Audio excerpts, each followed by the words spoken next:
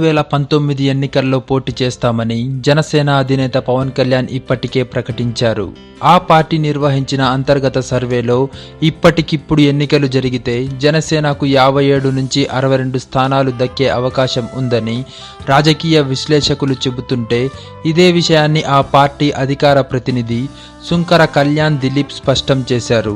ఆంధ్రప్రదేశ్లోని 175 అసెంబ్లీ స్థానాలకు గాను ఇప్పటికిప్పుడు ఎన్నికలు జరిగిన 57 నుంచి 62 స్థానాలు దక్కే అవకాశం ఉంది అన్న ఈ వార్త జనసేన కార్యకర్తల్లో నూతన ఉత్తేజం నింపుతోంది. ఇంకా ఎన్నికలకు 2 సంవత్సరాల కాలం ఉంది.